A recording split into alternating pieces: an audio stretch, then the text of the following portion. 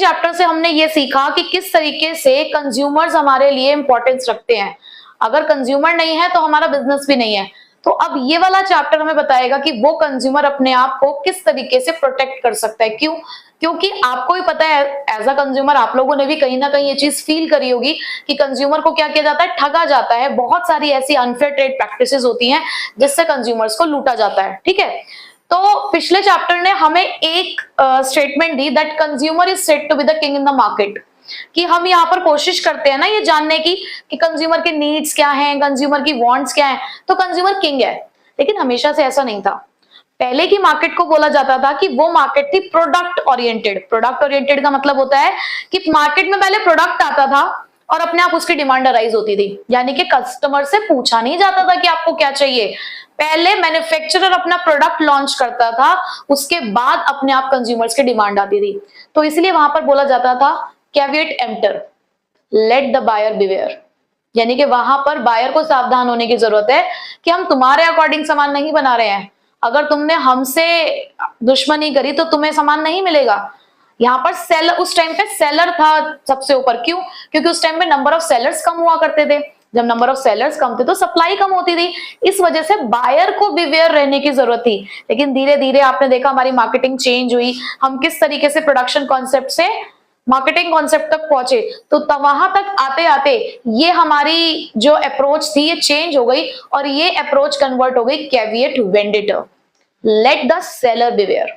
अब सेलर को सावधान होने की जरूरत है क्योंकि अब आ चुकी थी मार्केट ओरिएंटेड अप्रोच। और मार्केट ओरिएंटेड अप्रोच का मतलब था कि पहले मार्केट को एनालाइज किया जाता है, यह देखा जाता है कि मार्केट में किस चीज की डिमांड है, उसके अकॉर्डिंग प्रोडक्ट प्रोड्यूस किया जाता है। अब इसका बहुत इजी एग्जांपल आपका खुद की जेब में रखा हुआ मोबाइल फोन है। ये मोबाइल फोन जब आया तो किस नीड के साथ आया था कि पहले ये पहचाना गया कि यार लोग ना बार बार एसटीडी पे जाते हैं फोन करने, बट ये सेफ नहीं है कि रात को अगर किसी को फोन करने जाना है तो बड़ी प्रॉब्लम है कि एक इमरजेंसी कॉल करनी है या कुछ भी है, किसी के घर में अगर फोन नहीं लगा है, लैंडलाइन नहीं है, तो उसे बाहर जाके कॉल करना पड़ रहा है। तो यहाँ पर, और अगर कोई बाहर गया हुआ है तो लैंडलाइन लेकर भी नहीं जा सकता है। तो ऐसे में एक नीड अराइज हुई कि यार एक पोर्टेबल डिवाइस होना चाहिए, तो मोबाइल फोन बनाया गया। और उस टाइम पे लोगों का पर्पस सिर्फ इतना था कि हम अपने सामने वाले पर्सन से, मतलब जिससे भी हमें कांटेक्ट करना है उससे हमारा कनेक्शन हो जाए। पर धीरे धीरे लोगों को ये नीड फील हुई कि यार और भी कुछ फीचर्स होने चाहिए। कितना अच्छा होता अगर इसमें हम गाने भी सुन लेते, कितना अच्छा होता अगर इससे हम फोटोज भी खींच लेते।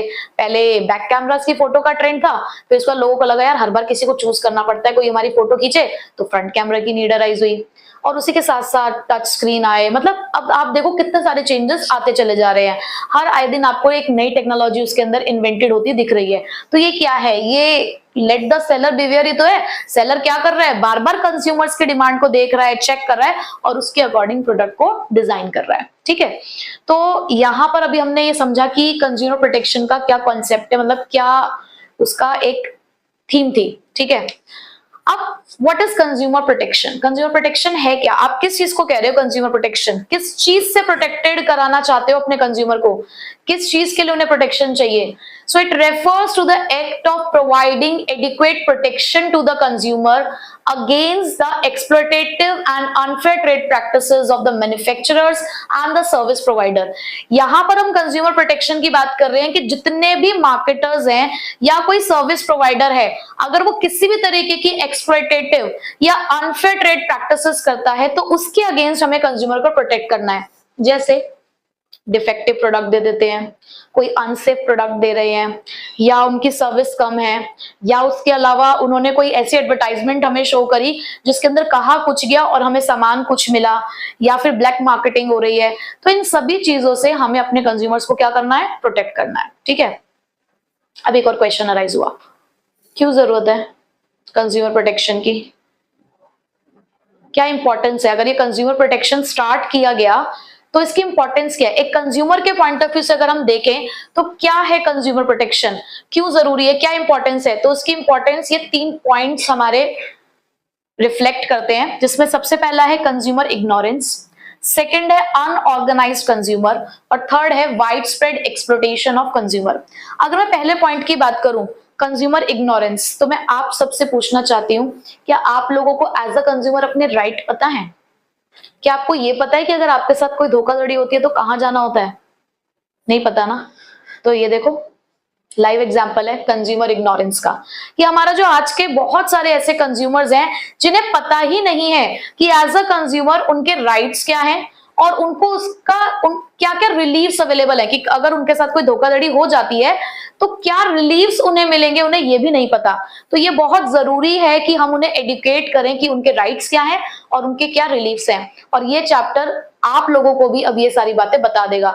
जो आप इस चैप्टर को पढ़ लोगे तो फिर अब आप इग्नोरेंट कंज्यूमर नहीं होगे, आप एडुकेटेड कंज्यूमर्स बन जाओगे। ठीक है, सेकेंड पॉइंट, अनऑर्गेनाइज्ड कंज्यूमर।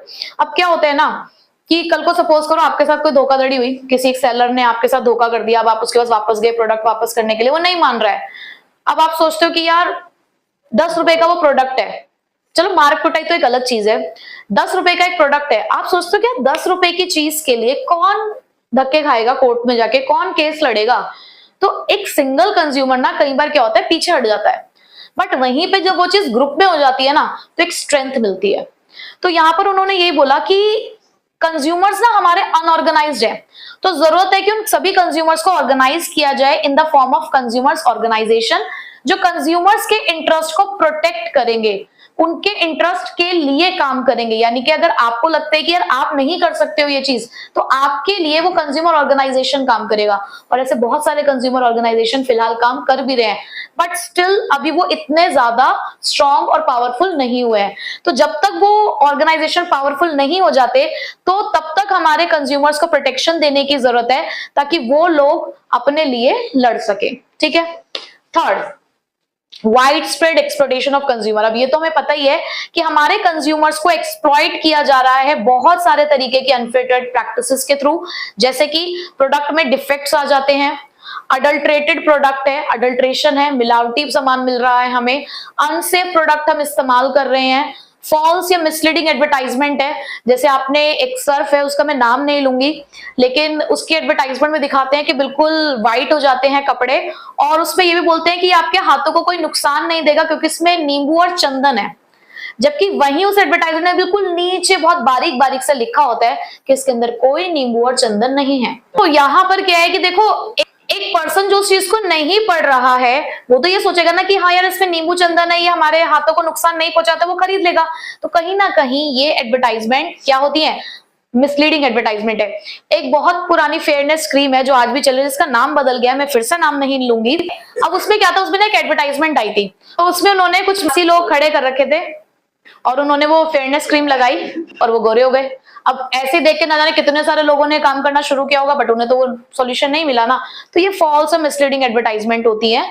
अब कंज्यूमर को प्रोटेक्शन चाहिए इन सभी माल प्रैक्टिसेस के अगेंस्ट। ठीक है, तो ये 3 हमारे पॉइंट्स हैं जो इस चीज को रिफ्लेक्ट करते हैं कि क्यों कंज्यूमर प्रोटेक्शन मिलनी चाहिए from the consumers point of view. सबसे पहला पॉइंट, क्योंकि हमारे कंज्यूमर इग्नोरेंट है, उन्हें नहीं पता कि उनके पास क्या राइट्स और क्या रिलीफ्स हैं, तो उनको एडुकेट करना है। कंज्यूमर्स अभी भी अनऑर्गेनाइज्ड है, उनको ऑर्गेनाइज करने की जरूरत है, क्योंकि जब ग्रुप में जाएंगे तो कुछ कर पाएंगे।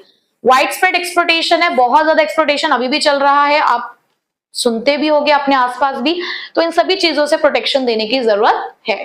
आज हम पढ़ने जा रहे हैं importance of consumer protection from business point of view, कि क्यों बिजनेसेस के लिए भी जरूरी है कि उन्हें अपने कंज्यूमर्स को प्रोटेक्ट करते हुए चलना है। तो उसको याद रखने के लिए आपको कहना होगा गुड मॉर्निंग सर। ठीक है, जहां पर हमारे पास जो जी है वो है गवर्नमेंट इंटरवेंशन, एम है मॉरल जस्टिफिकेशन, एस है सोशल रिस्पॉन्सिबिलिटी, आई है long term interest of business, और हमारे पास आर है बिजनेस यूजेस सोसाइटीज रिसोर्सेज। ठीक है, तो सबसे पहले स्टार्ट करते हैं गवर्नमेंट इंटरवेंशन से। गवर्नमेंट इंटरवेंशन का मतलब क्या है, गवर्नमेंट की दखल अंदाजी है ना। यानी कि हम काम कर रहे हैं, गवर्नमेंट क्यों घुस रही है हमारे काम में, बिल्कुल जब आप कोई गलत काम करते हो तो ही आपके पेरेंट्स भी इंटरवेन करते हैं आपकी लाइफ में, तो इसी तरीके से गवर्नमेंट भी है। गवर्नमेंट कहती है कि जब तक तुम अपनी सीमाओं में रहकर काम कर रहे हो, जब तक तुम अपनी बाउंड्रीज को क्रॉस नहीं कर रहे हो, अच्छा तरीके से काम कर रहे हो, हमें कोई दिक्कत नहीं है। भाई कमाओ पैसा, जितना मर्जी प्रॉफिट कमाना है कमाओ, हमें कोई दिक्कत नहीं है अगर आप सही तरीके से कमा रहे हो तो।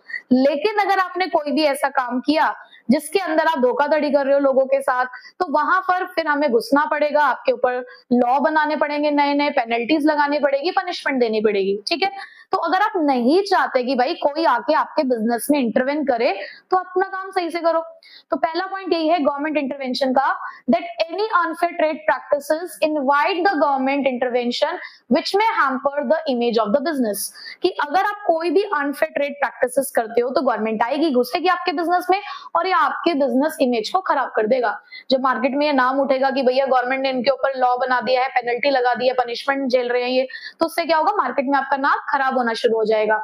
And it is advisable that business organisation voluntarily resort to such practices which will take care of the interest of the consumer।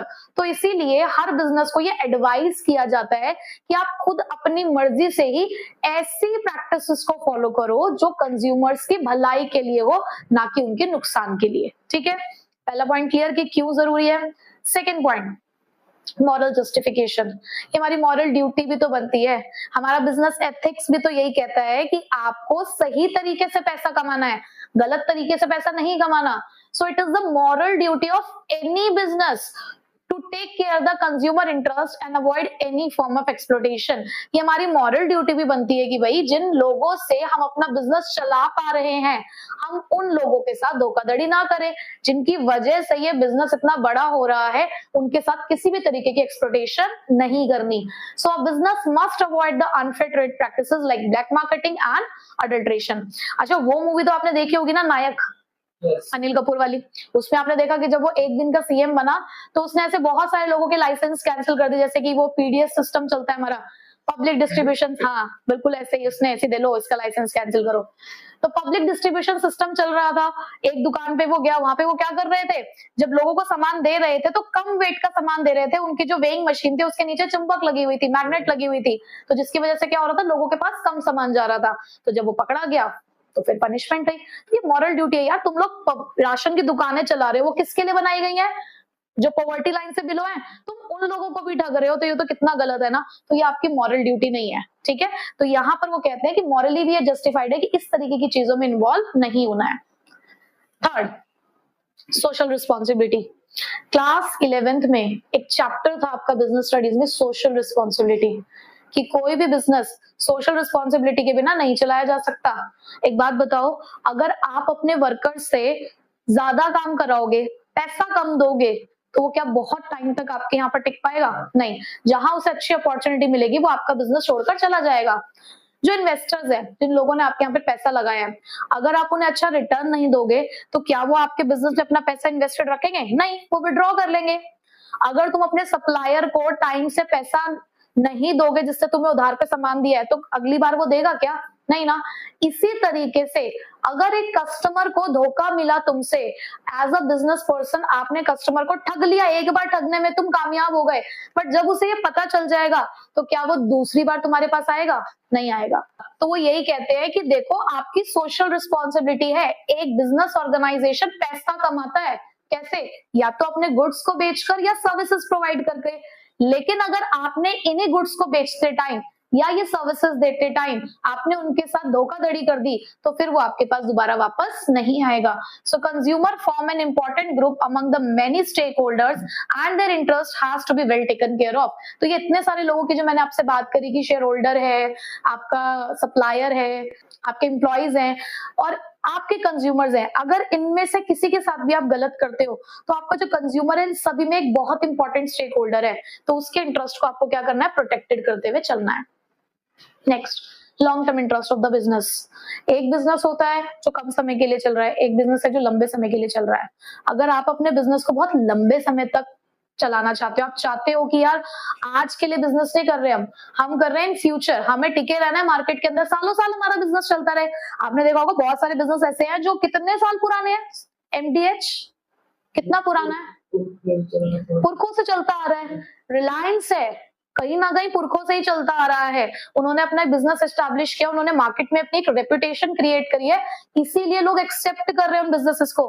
Tata भी है, ना जाने कितने ही इसके बाद नहीं तो बिजनेसेस आए और कब आके कब खत्म हो गए किसी को पता भी नहीं चला। तो यहाँ पर उन्होंने ये चीज एक आइडेंटिफाई करी कि अगर हमें लंबे समय तक बिजनेस को चलाना है और अपने प्रॉफिट को मैक्सिमाइज करना है तो हमें अपने कस्टमर को सेटिस्फाई करना पड़ेगा। तो यहाँ पे देखो ये यही लाइन लिखी हुई है, that enlightened business firms have realized that in the long run profit can be maximized by satisfying the customer। कि अगर आपको लगता है कि लंबे समय तक आपको प्रॉफिट कमाना है तो अपने कस्टमर को सेटिस्फाई करना होगा। क्यों? क्योंकि एक सेटिस्फाइड कस्टमर रिपीटेडली आपके पास ही आएगा। एक बार अगर वो आपसे सेटिस्फाइड हो गया आपके प्रोडक्ट से, आपकी सर्विस से, तो वो हर बार आपके पास ही आएगा और एट द सेम टाइम वो 10 लोगों को और भी तो बताएगा। जो उसके आसपास के लोग होंगे, अगर उसे पता चल रहा होगा कि ये वही प्रोडक्ट खरीदने जा रहे हैं, तो वो आगे भी तो रिकमेंड करेगा। तो वो आपके कस्टमर के बेस को भी बढ़ाएगा एक पॉजिटिव फीडबैक के साथ। लेकिन वही अगर उसके साथ कुछ गड़बड़ हुई होगी, तो अगर वो किसी को जाता हुआ देखेगा उसी दुकान पे, तो वो मना कर देगा भाई ये मत खरीदना, है ना। तो एक नेगेटिव इमेज आ जाएगी। तो यहाँ पर यही बोला गया that satisfied customers not only lead to repeat sales but also helps in increasing customer base by providing good feedback to the prospective customer।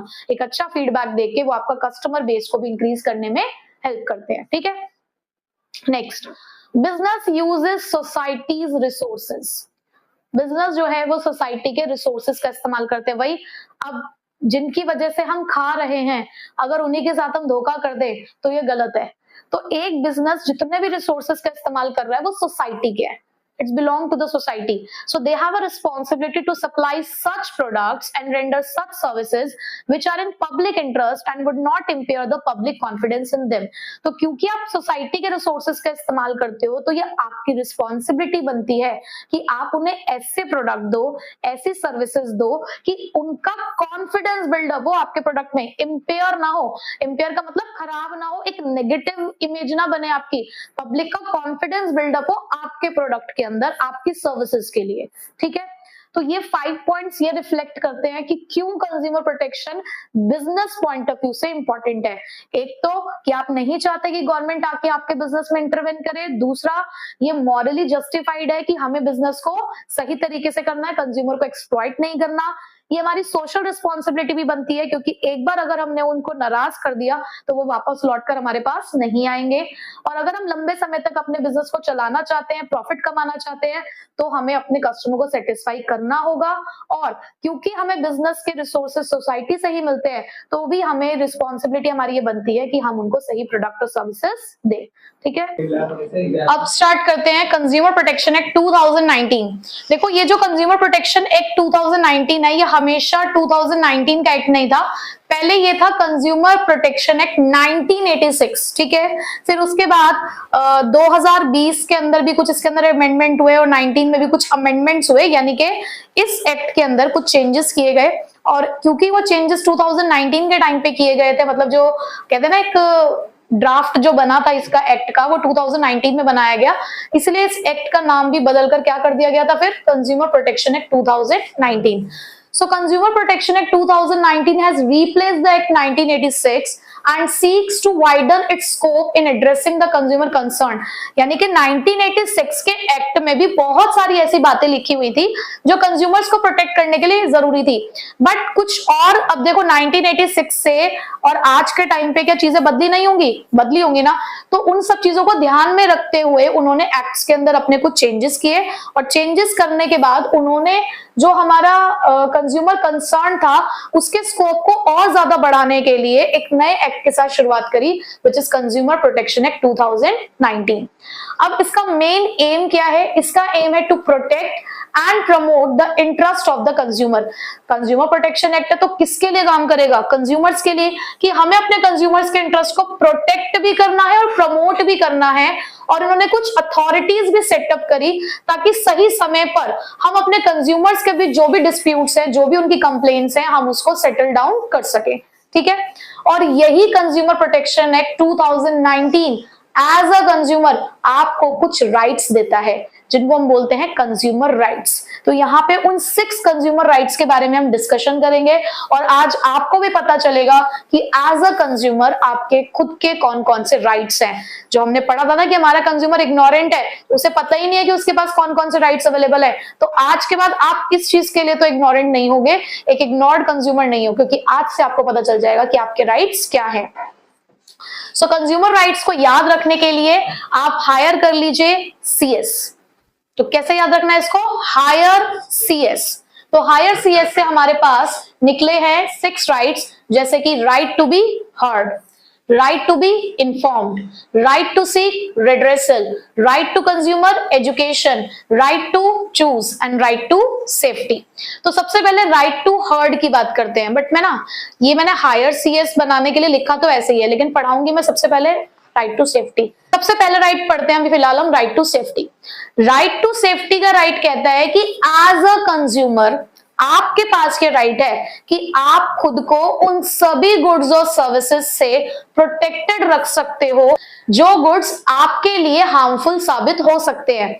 जैसे कि सपोज करो कि आप अपने लिए एक आयरन खरीद के लेकर आए, एक आप देख के नहीं आए लेकिन कि उसके ऊपर कोई क्वालिटी एश्योरेंस मार्क है या नहीं है, आपने एक लोकल दुकान से आपने एक आयरन परचेज कर ली। आप आयरन कर रहे थे अपने क्लोथ्स को और अचानक से उस आयरन में क्या हो गई, स्पार्किंग हो गई, एक कह सकते हो ना फट जाती हैं चीजें। तो इस तरीके से आपकी जो आयरन प्रेस है उसमें एक बहुत जोर का एक धमाका हुआ जिसकी वजह से आपके घर में आग लग गई। अब इसके लिए कौन रिस्पॉन्सिबल है? क्या आप सेलर को कहेंगे रिस्पॉन्सिबल या एज अ कंज्यूमर आप रिस्पॉन्सिबल है? देखो एज अ कंज्यूमर आप खुद भी रिस्पॉन्सिबल हैं। क्यों? क्योंकि आपके पास राइट था ना सेफ्टी का। आप जब उस आयरन को परचेज करके लेकर आए, आपने क्यों नहीं देखा कि उसके ऊपर कोई मार्क है या नहीं है? जब भी हम इलेक्ट्रॉनिक अप्लायंसेस को खरीदते हैं तो ये हमारी रिस्पॉन्सिबिलिटी है कि हमें उसके ऊपर ISI मार्क को देखना है। अब हमने नहीं देखा तो ये हमारी गलती है ना। सिमिलरली आप खरीदने के लिए गए किसी दुकान पे, अब उस ज्वेलर ने आपको नकली ज्वेलरी बेच दी और आप भी बहुत मजे से कि हाँ बड़े सुंदर डिजाइन मिले और उसको लेकर अपने घर पे आ गए। अब कभी आपने क्या किया कि यार अब ये ज्वेलरी का डिजाइन पुराना हो गया, चलो इसको रिप्लेस करके इसी के रिटर्न में एक नई ज्वेलरी का पीस बनवा लेते हैं। तो अब आप किसी और ज्वेलर के पास गए। अब जब आप वहां पर गए तो उसने कहा कि ये तो नकली ज्वेलरी है, ये तो नकली गोल्ड है क्योंकि इसके ऊपर तो हॉलमार्क ही नहीं है। बट एज अ कंज्यूमर आपने हॉलमार्क देखा ही नहीं था। तो अब यहाँ पर भी गलती किसकी है? आपकी है। आप अपनी वजह से यहाँ पर ठगे जा रहे हो। क्यों? क्योंकि आप अपना कंज्यूमर राइट यूज ही नहीं कर रहे हो कि आपके पास राइट है। हाँ, अगर हॉलमार्क होने के बावजूद, ISI मार्क होने के बावजूद आपके साथ किसी भी तरीके का इस तरीके से हार्मफुल इंपैक्ट अगर आपको देखने को मिलता है तो आप अपने आप को प्रोटेक्ट कर पाओगे। ठीक है, तो हमेशा इस बात का ध्यान रखना है कि जब भी हम कोई भी सामान खरीदें तो क्वालिटी एश्योरेंस मार्क हमें देखने चाहिए। ठीक है, so a consumer has a right to be protected against the goods and services which are hazardous to the life and health. जो आपकी सेहत के लिए हानिकारक हो सकते हैं उन सभी गुड्स और सर्विसेज से आप खुद को प्रोटेक्ट कर सकते हैं।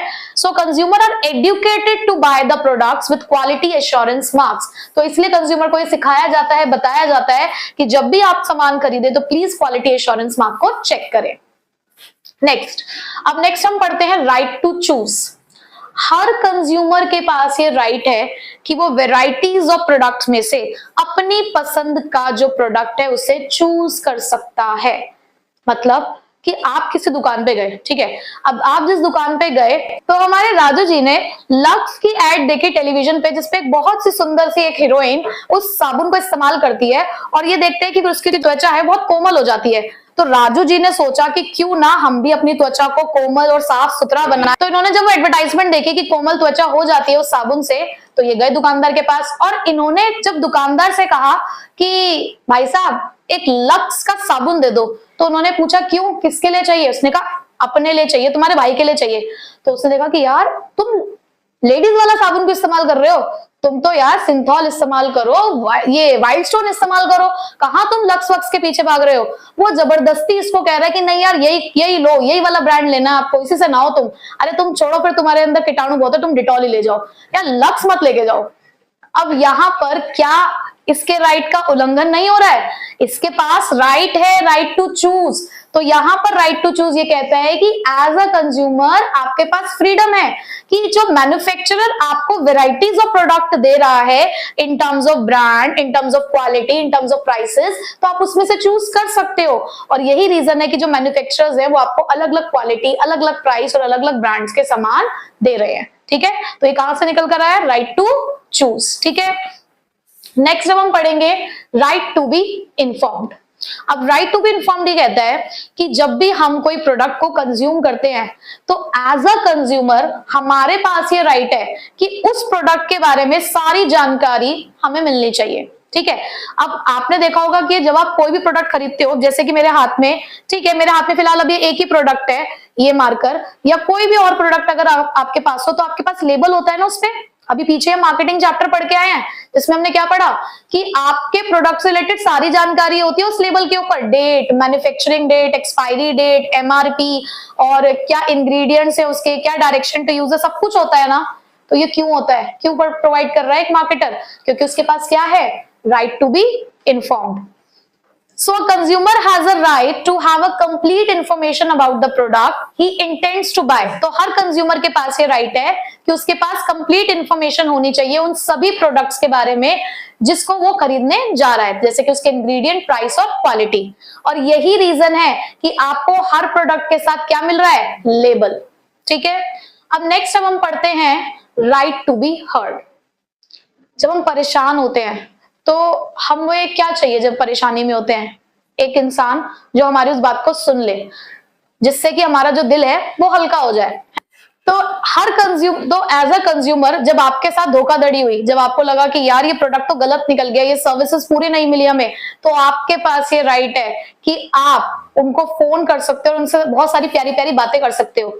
आपने देखा है कि आपको हर प्रोडक्ट के पीछे एक टोल फ्री नंबर मिलता है ना, कि अगर आपको कोई ग्रीवियंसेस है उस प्रोडक्ट के साथ तो भाई कॉल करो और उनसे खूब सारी बातें करो। So a consumer has a right to file a complaint and to be heard in case of dissatisfaction with the goods or services. तो अगर कभी भी किसी कंज्यूमर के साथ ऐसा होता है कि अगर वो डिससैटिस्फाइड है किसी गुड या प्रोडक्ट के साथ, तो उसकी बात को सुना जाए। कई बार होता है ना, हम किसी डीलर के पास जाते हैं, सेलर के पास जाते हैं, हमारी बात सुन नहीं रहा है, तो ये आपके राइट का वो वायलेशन कर रहा है, आप उसके ऊपर केस फाइल कर सकते हो क्योंकि वो आपकी बात को सुन नहीं रहा है। ठीक है, so it is because of such reason that business firms have set up their own grievances cell. इसी वजह से ये जो ग्रीवियंसेस सेल, ये जो कस्टमर केयर सेंटर सेटअप हुए हैं, वो इसी राइट के लिए सेटअप हुए हैं। ठीक है, next, right to seek redressal. सिर्फ उन्होंने आपकी बात सुनकर रख ली है, सोल्यूशन तो कुछ दिया ही नहीं आपको, तो आपके पास ये राइट है कि आपको उसका क्या मिलना चाहिए, सॉल्यूशन। सीक रेड्रेसल का मतलब क्या है, आपने कंप्लेन दर्ज कराई,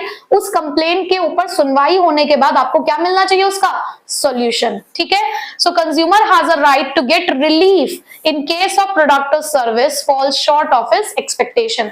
अगर आपकी उम्मीद से कम आपको वो प्रोडक्ट लग रहा है कि जैसा उन्होंने कहा था वैसा उन्होंने हमें प्रोडक्ट नहीं दिया या सर्विस डिलीवर नहीं करी, तो आप यहाँ पर केस फाइल कर सकते हो और आपको रिलीफ मिलेगा। जैसे अगर डिफेक्टिव प्रोडक्ट था तो या तो डिफेक्ट रिमूव करो, या नया प्रोडक्ट दो, या रिप्लेसमेंट करो। ठीक है, रिमूव करो या तो डिफेक्ट को, या रिप्लेस कर दो, या फिर आप हमें हमारे पैसे वापस कर दो। तो इस तरीके के रिलीफ्स आपको मिल सकते हैं। ठीक, ये सारी चीजें थी कि हाँ एज अ कंज्यूमर हम क्या क्या कर सकते हैं। एक सबसे important right to consumer education. अब एज अ कंज्यूमर आपके पास ये राइट है कि आपको नॉलेज गेन करनी है, वेल इन्फॉर्म्ड कंज्यूमर रहना है थ्रू आउट द लाइफ। जागो ग्राहक जागो, ये आपने सुना होगा। ये स्कीम इसी राइट के अंडर आती है कि भाई आप लोगों को खुद भी तो अवेयर रहना है, खुद भी तो आपको पता होना चाहिए आपके क्या राइट्स हैं और आपको क्या रिलीफ मिलेगा। कभी आपके साथ धोखाधड़ी हुई तो क्या राइट है और कहां जाना है केस फाइल करने के लिए और कब जा सकते हो, ये सब पता होना चाहिए। ठीक है, so consumer should be aware about his rights and reliefs available to him. ठीक है, तो ये हमारे 6 राइट्स थे। एक ने हमें कहा कि हमारी बात को सुना जाए, दूसरे ने कहा हमें पूरी इंफॉर्मेशन चाहिए, तीसरे में हमें सॉल्यूशन चाहिए, देन हमें पूरी इंफॉर्मेशन चाहिए कंज्यूमर एजुकेशन के बारे में, यानी कि हमें एजुकेटेड कंज्यूमर बन के रहना है। यहां हम अपनी मर्जी का सामान चूज कर सकते हैं और यहाँ पे हम अपने आप को प्रोटेक्टेड रख सकते हैं।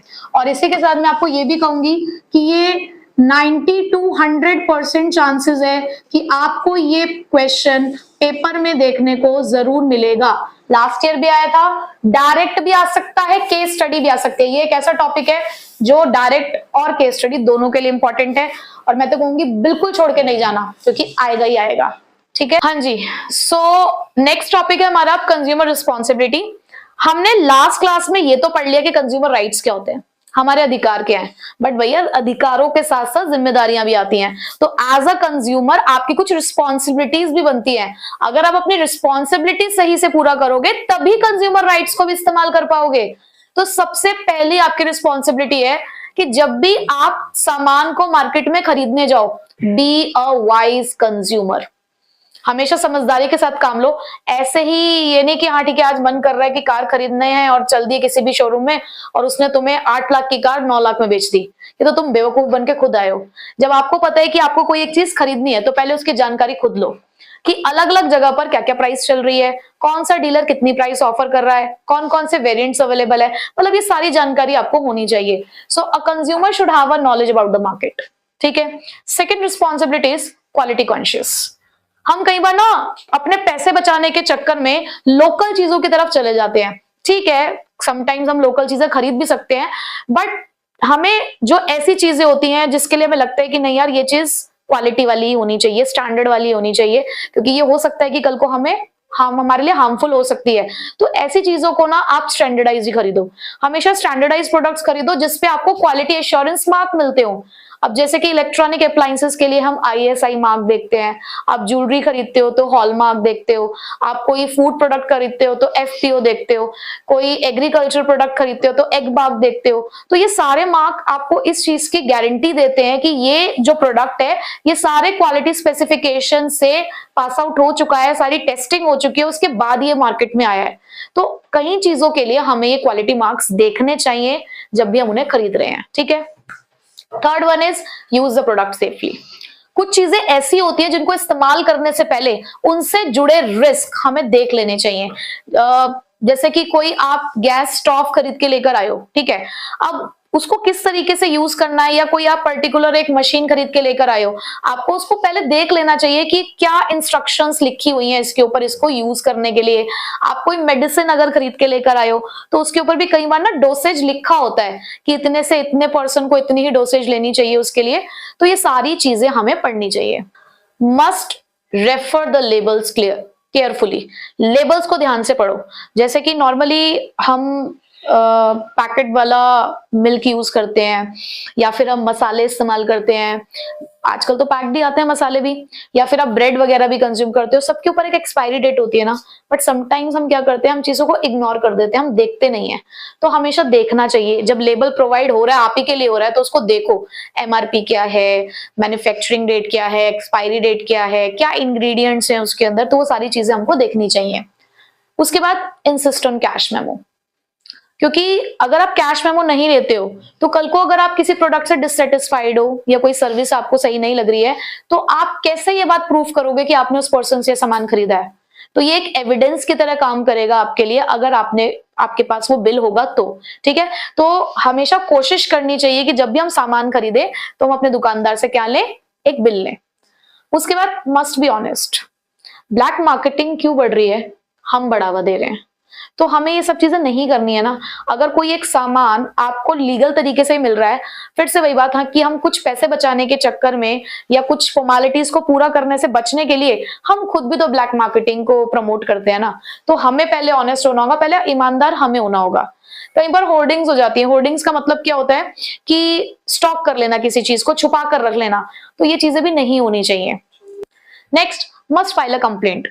अगर आपको लगता है कि आपके साथ कोई धोखा हुआ है तो आप कंप्लेंट फाइल करो, ये आपको करना चाहिए। आपको ये सोचना नहीं चाहिए कि यार प्राइस कितना है। कई बार लोग क्या होता है प्राइस देख के पीछे हट जाते हैं कि यार कौन 5-10 रुपए के लिए लड़ेगा, बट न जाने आपके जैसे कितने सारे कंज्यूमर्स के साथ हो सकता है वो धोखा हो रहा हो। तो हमें कभी भी इस तरीके से पीछे नहीं हटना चाहिए, कोशिश करनी चाहिए कि हम लोग ये काम करें। और नहीं हो रहा है तो भाई कंज्यूमर फोरम्स बने हुए हैं, आप केस फाइल करो, वो आपकी मदद करेंगे। बहुत सारे कंज्यूमर ऑर्गेनाइजेशंस बने हुए हैं जो आपकी हेल्प करते हैं। ठीक है।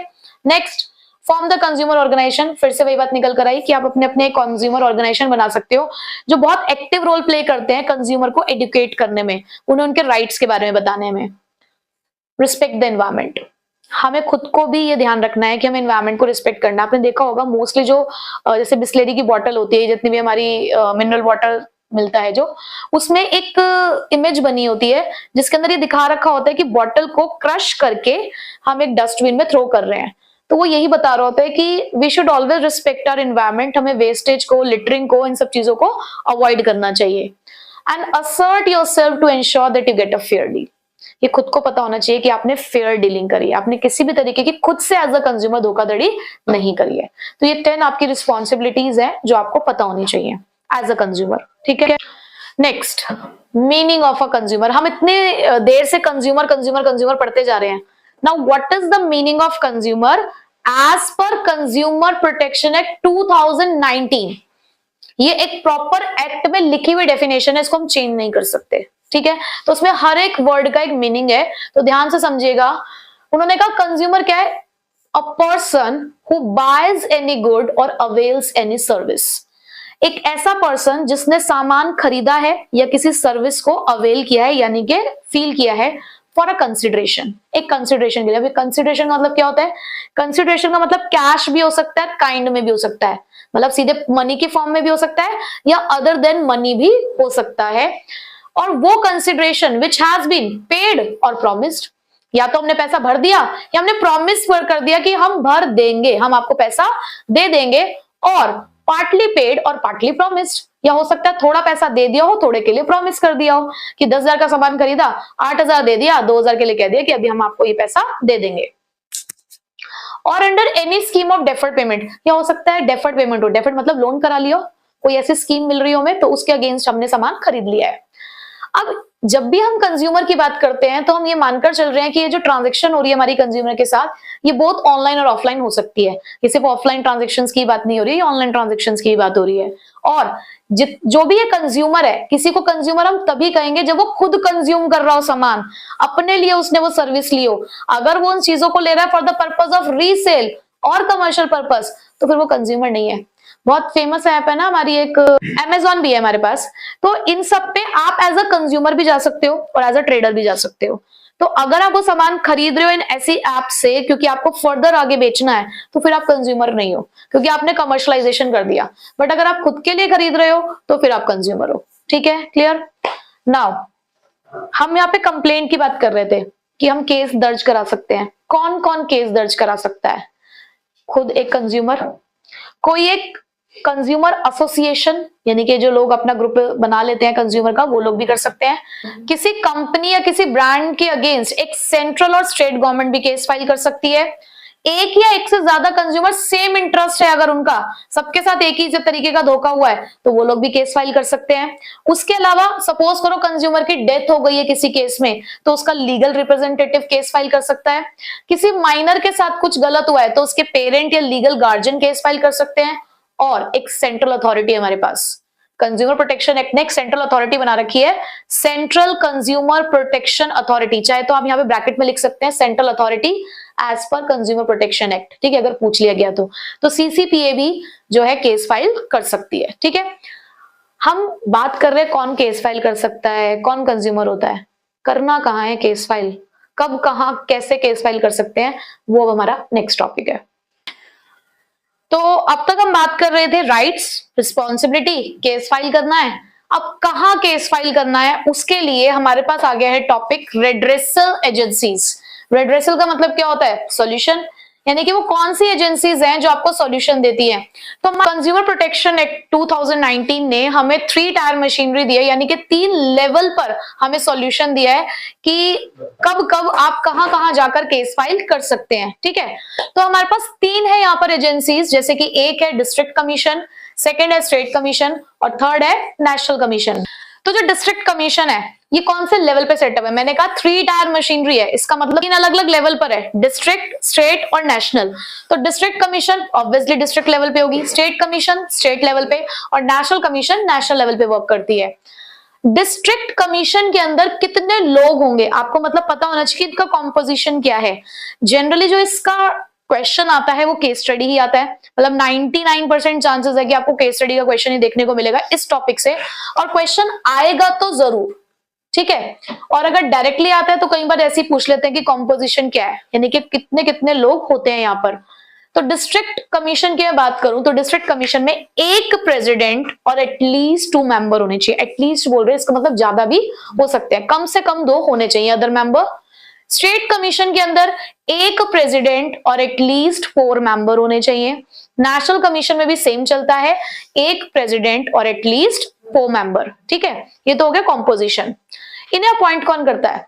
हमारे डिस्ट्रिक्ट लेवल पे जो लोग हैं उन्हें अपॉइंट करती है हमारी स्टेट गवर्नमेंट, और स्टेट कमीशन और नेशनल कमीशन में अपॉइंटमेंट होता है सेंट्रल गवर्नमेंट के थ्रू। अब कब कहाँ जा सकते हैं, यानी कि क्या ज्यूरिडिक्शन है, क्या क्राइटेरिया है।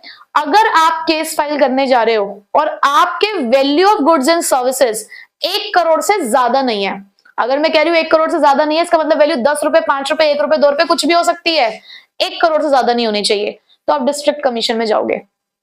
बट अगर वही वैल्यू 1 करोड़ से लेकर 10 करोड़ तक है, यानी कि 1 करोड़ से तो ज्यादा है, 1 करोड़ और 1 करोड़ से ज्यादा, देखो यहां एक चीज ध्यान रखना, 1 करोड़ यहां इंक्लूडेड नहीं है, 1 करोड़ से ज्यादा और 10 करोड़ से कम तो आप स्टेट कमीशन में जाएंगे, और अगर 10 करोड़ से भी ऊपर की बात है तो नेशनल कमीशन।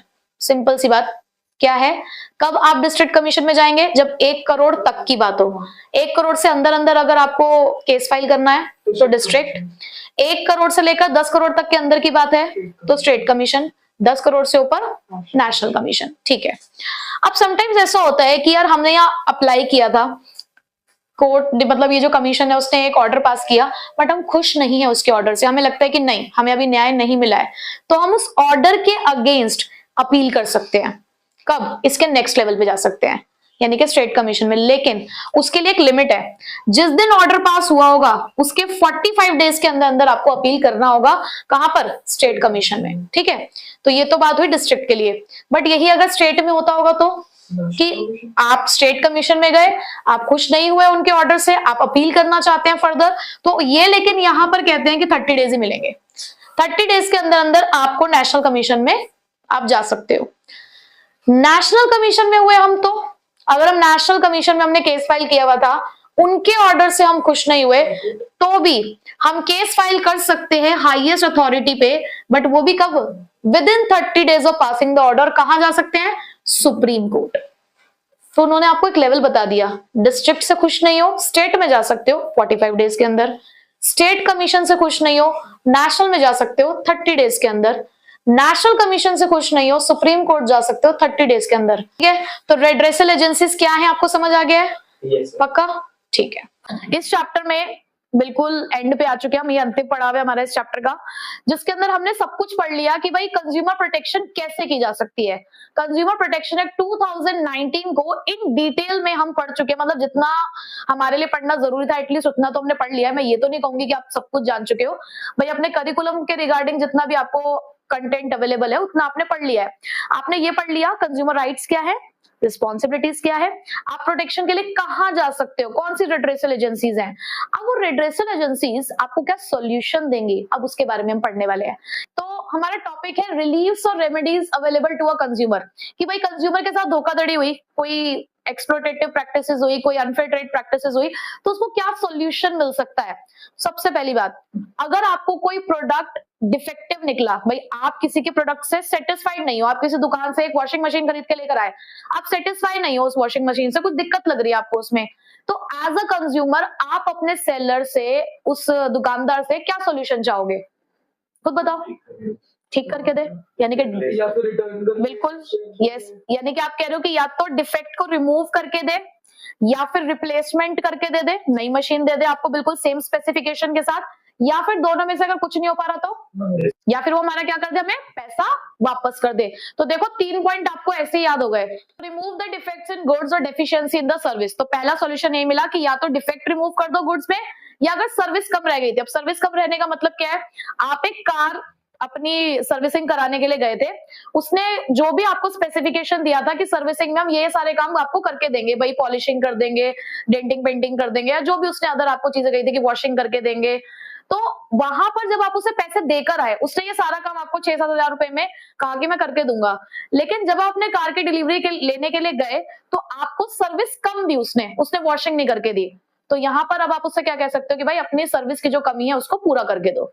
ठीक है, अगर इन केस ऑफ वो नहीं मानता है, आप कोर्ट में जाते हो केस फाइल करने के लिए, तो उसे ये कहा जाएगा कि या तो अपनी सर्विस आप पूरी करके दो। ठीक, सेकंड क्या है, आपने खुद ही सॉल्यूशन बताया था, टू रिप्लेस द गुड, या तो गुड रिप्लेस किया जाए with the new one but with similar description, या तो रिप्लेस करके दो goods with the similar description, क्योंकि हमने हो सकता है हाई प्राइस वाला खरीदा हो, आप हमें बाद में लो प्राइस वाला गुड दे रहे हो, तो वो नहीं करना, सेम डिस्क्रिप्शन के जैसा देना है और उसमें फिर कोई भी डिफेक्ट नहीं होना चाहिए। ठीक है, third one is to return the price. अगर ये दोनों सॉल्यूशन अवेलेबल नहीं है तो ऐसा भी हो सकता है कि पैसा वापस मांगा जाएगा, या जो भी चार्जेस कंप्लेन करने वाले ने पे किए होंगे वो पैसा आप उसको वापस करेंगे।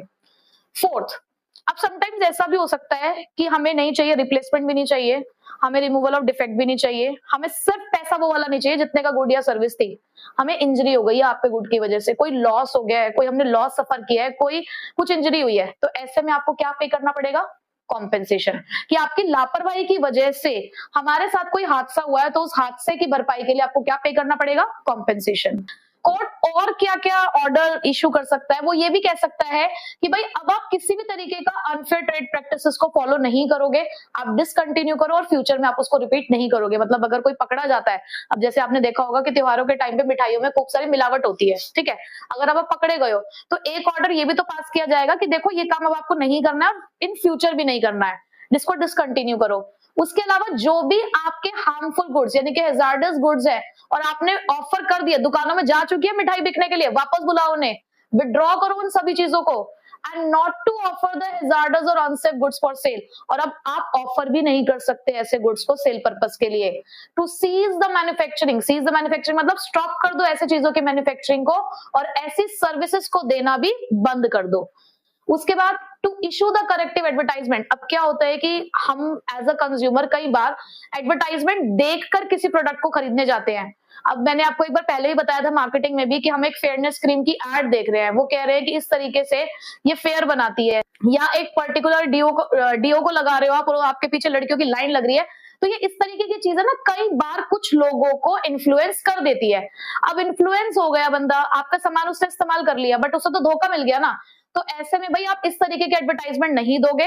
तो अगर आपने कोई ऐसी मिसलीडिंग एडवर्टाइजमेंट अगर आपने दी है तो उसको करेक्ट करने के लिए एक नई एडवर्टाइजमेंट आप इशू करोगे।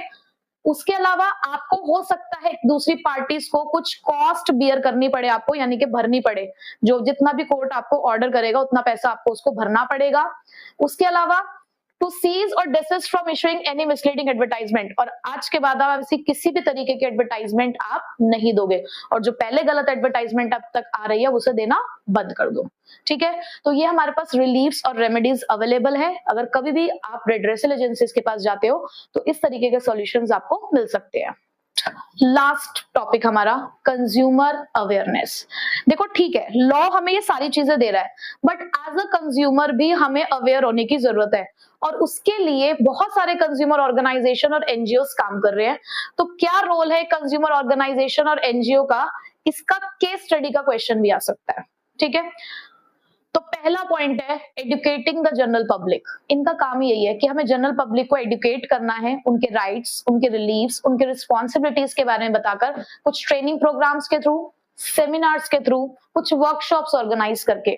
सेकेंड, ये लोग ना पीरियोडिकल्स पब्लिश करते हैं, पीरियोडिकल समझो लाइक मैगजीन्स टाइप्स ये लोग पब्लिश करते हैं, जिसके अंदर ये कंज्यूमर्स को उनकी प्रॉब्लम के बारे में बताएंगे, लीगली किस तरीके से वो रिपोर्टिंग कर सकते हैं उस चीजों के बारे में बताएंगे।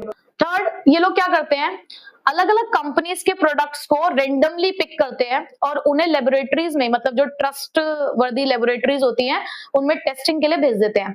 फिर टेस्टिंग करवा के जो रिपोर्ट आती है, मतलब क्वालिटी रिपोर्ट जो उनकी आएगी, उसको पब्लिश करेंगे ताकि कंज्यूमर्स को पता चल सके कि कौन सा प्रोडक्ट कितना हेल्दी है और कितना अनहेल्दी है।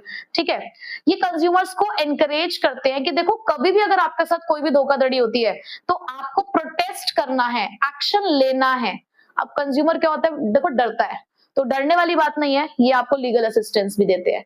ये कहते हैं हम आपको लीगल असिस्टेंस देंगे, जो भी आपको लीगल हेल्प चाहिए वो ये कंज्यूमर ऑर्गेनाइजेशंस या फिर ये एनजीओस प्रोवाइड करते हैं। ठीक है, ये कंप्लेंट भी फाइल करते हैं कंज्यूमर कोर्ट्स में ऑन बिहाफ ऑफ कंज्यूमर। मतलब अगर कंज्यूमर लगता है कि भाई नहीं केस फाइल कर सकता है, या डर रहा है, या उसके पास पैसा नहीं है, क्योंकि देखो आप केस फाइल करते हो पैसा तो लगता है, तो वो नहीं अगर बियर कर सकता तो ये कंप्लेंट भी फाइल करेंगे।